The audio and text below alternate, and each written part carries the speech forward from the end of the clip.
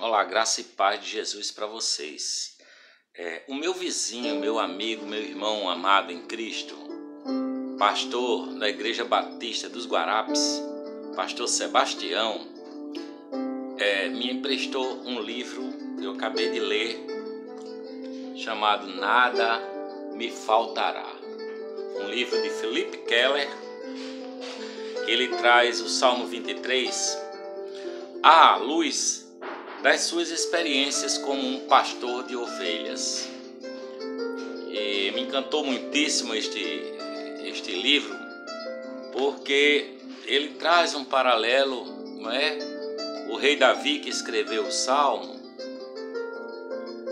escreveu o poema, ele era pastor de ovelhas, né? Então ele sabia o que é ser um bom pastor. Curiosamente, Jesus disse que é o bom pastor. Eu sou o bom pastor dá a sua vida pelas ovelhas.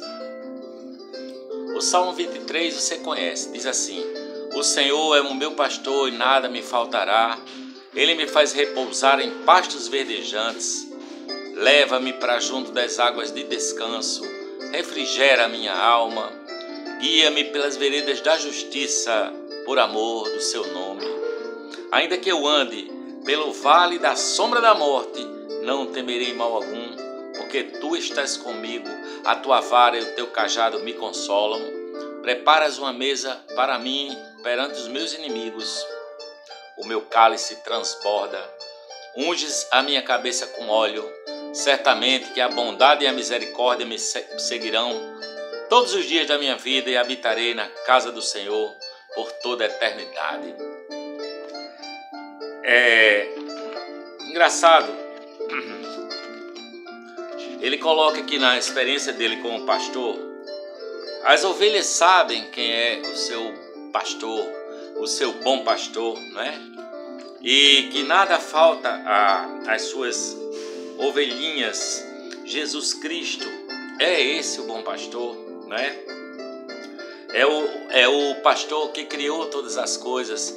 Ele criou as coisas naturais, como também as sobrenaturais. Ele é o Deus Espírito Santo. Ele é Deus o Filho, nosso Salvador. Ele é o artesão que criou todas as coisas. Ele é o agente que apresenta os fatos à compreensão da nossa mente, do nosso espírito, a fim que se torne realidade esse relacionamento comigo como um indivíduo, para que eu entenda que ele é o bom pastor, que o bom pastor dá a sua vida pelas suas ovelhas. Na experiência do Philip Keller, ele coloca que o bom pastor leva as ovelhas a pastos verdejantes. Ele precisa estar sempre ligado nos pastos, renovar os pastos, para que não aconteça que sejam empobrecidos ou contaminados com o próprio esterco das ovelhas, e livrá-la de insetos, de bichos, não é? Engraçado que tudo que ele vai colocando, a gente vai trazendo a aplicação do Salmo para a nossa vida como pessoas que creem em Jesus Cristo como sendo o bom pastor. O nosso bom pastor, ele faz repousar em pastos verdejantes as suas ovelhas. Ele está sempre procurando novos pastos. Ele fica atento ao ataque de ladrões, ou de lobos, ou de coiotes, ou de onça, ou de ursos, para proteger as suas ovelhinhas. É muito interessante essa relação que ele faz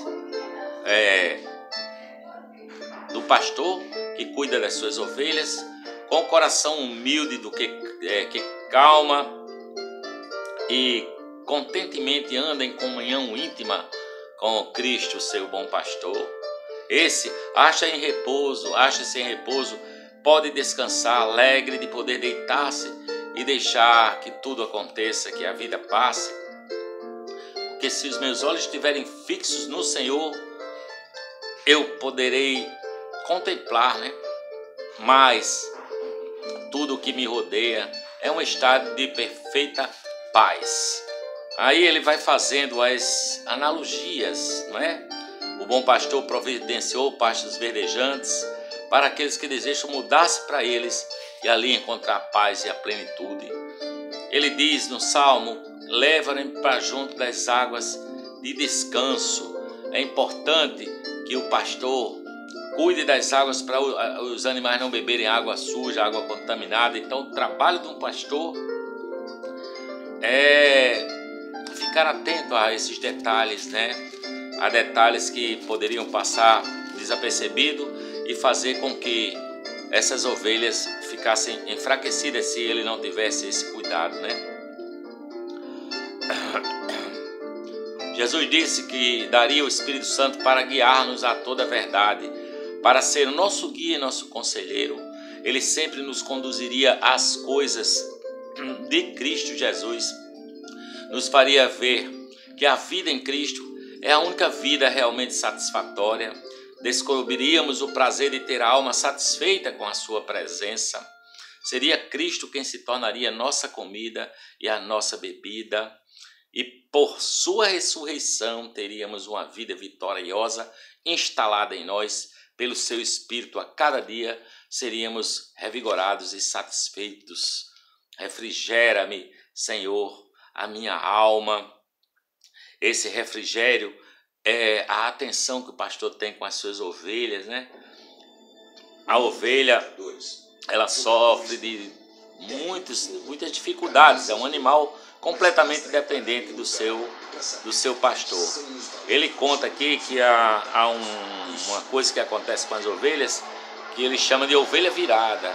Quando ela está muito gorda ou a lã está muito pesada de sujeira, de lama, de qualquer coisa assim, pesa demais e a bichinha não consegue se levantar, ela fica com as patas viradas para cima e precisa que o pastor, com o seu cajado, vá lá e desvire a ovelha, porque muitas vezes ela pode morrer se não tiver sustentada pelo bom pastor, não é? Se ela tiver virada. Isso acontece também com cristãos. Alguns princípios básicos podem ser aplicados que nos ajudarão a entender o modo como o homem pode ficar virado e abatido, né? Então, eles vão procurar um lugar de descanso para as suas ovelhas. Ele vai guiá-las numa vereda de justiça por amor do seu nome. O pastor quer zelar pelo nome dele, não é? Então ele leva a ovelha a esses lugares de cuidado, sabe? Para que as ovelhas não andem por lugares perigosos, não sejam uma ovelha teimosa, né? É mais ou menos isso que ele coloca aqui no livro. Eu achei interessante ele falar do vale da sombra da morte, né? Ainda que eu ande pelo vale da sombra da morte, não temerei mal algum, porque tu estás comigo, a tua vara e o teu cajado me consolam. Para as ovelhas chegar aos pastos mais altos, ela tem que passar pelos vales, que é onde mora muitos perigos. Animais estão à espreita, pode cair uma chuva, uma tempestade, granizo e inundar aquele vale. Então é o vale da sombra da morte, em que o pastor tem que saber os lugares aonde, caso necessite, esconda as suas ovelhinhas e proteger dos animais que estão à espreita, né? Ele tem que estar atento. Quando ele fala da vara e do cajado que consolam, ele conta aqui que muitas vezes o pastor precisa tocar a ovelhinha com seu cajado para manter essa conexão. É um consolo para a ovelhinha se sentir parte do seu pastor, do seu bom pastor, não é? E a vara é para atirar, é como se fosse uma lança para atirar caso algum bicho venha atacar as ovelhinhas. É uma proteção, né? A tua vara e o teu cajado me consolam. são proteções dessa natureza que ele fala. Uma das coisas mais interessantes que eu achei do Salmo é que ele diz: preparas uma mesa perante mim, diante dos meus inimigos, o meu cálice transborda. Então nós já pensamos logo, eu pensava numa mesa, né, com banquete e etc. Mas não é isso, ele está falando de ovelha, então não faz sentido. Ele explica que mesa é um território de pastagem alto, um planalto, né? E ali, para levar o seu rebanho, o pastor vai dias antes e coloca cereais e coisa para deixar aquele terreno rico para o alimento da pastagem das ovelhas. Ele também limpa aquele terreno antecipadamente de plantas venenosas que as ovelhas comem e morrem. Então ele vai preparar a mesa. A mesa é o nome dado a esse platô, não é? Esse planalto. Engraçado, né? Que curioso, né? Ele limpa os poços desse planalto, as fontes, os bebedouros para o seu rebanho.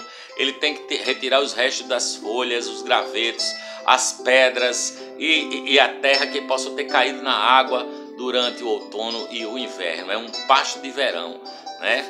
Para que quando chegar o outono ele possa descer e voltar ao aprisco, né, das ovelhas. Em resumo, Jesus de Nazaré é esse exemplo desse sacrifício total que culminou na cruz do Calvário. A sua vida entregue, o sangue derramado foram os supremos símbolos deste altruísmo. Isso é amor, isso é Deus, isso é a divindade em ação, libertando os homens de seu total egoísmo, da sua própria estupidez, de seu instinto suicida, como ovelhas perdidas que não sabem cuidar de si mesmo. O Salmo fala também: unges a minha cabeça com óleo, ungir a cabeça com óleo na época do verão, na época que esses animais estão nos platôs, nas mesas, acometem muitos tipos de moscas que perturbam, pode acarretar doenças, enfraquecer e até matar as suas ovelhas, né? Tem um tipo de mosca que entra nas narinas e deposita seus ovos e aquilo contamina o bichinho. E eles preparam uma mistura de óleo de linhaça com água e com alcatrão. E essa mistura eles ungem as ovelhas e tem que ungir quase que todos os dias as ovelhinhas daquele plantel, porque essa mistura de óleo e tal espantam os insetos não se aproximam e as ovelhas ficam felizes, ficam bem cuidadas, livres desses infortúnios, né? Desses infortúnios. Que coisa interessante. Eu achei a conexão que o Philip Keller faz com essa vida das ovelhas, né? Elas ficam livres de moscas, elas ficam livres de insetos, elas retornarão ao aprisco, onde passarão a longa e a calma estação de inverno na tranquilidade. E o Salmo conclui dizendo: certamente que a bondade e a misericórdia me seguirão todos os dias da minha vida e habitarei na casa do Senhor por toda a eternidade. É essa bondade e essa misericórdia que segue todo aquele que tem o seu bom pastor, né? Para o verdadeiro filho de Deus, aquele que se acha aos cuidados do pastor, nunca vai haver um sentimento de vergonha ou de temor ou de regressar ao lugar aonde viveu, porque tudo isso ele vê os longos anos durante os quais sua bondade e a sua misericórdia não só transmitida aos outros, mas por seu intermédio vai também ser devolvida a sua ovelhinha em gozo. Ele anseia por receber o amor da minha parte. Eu o amo também, porque ele me amou primeiro. É assim que a ovelhinha fica satisfeita e o bom pastor fica satisfeito. E aí habitaremos na casa do Senhor para todo sempre. Que coisa maravilhosa essa verdade, né? Porque as ovelhinhas voltam para passar um tempo no aprisco, no período do outono, né? Então, Jesus é aquele que diz: eu sou a porta, se alguém entrar por mim, será salvo, entrará e sairá e achará pastagens. Jesus de Nazaré, esse é o meu bom pastor, que entrou no céu para nos trazer vida e vida abundante. Beijo no seu coração, que a paz de Deus fique com você.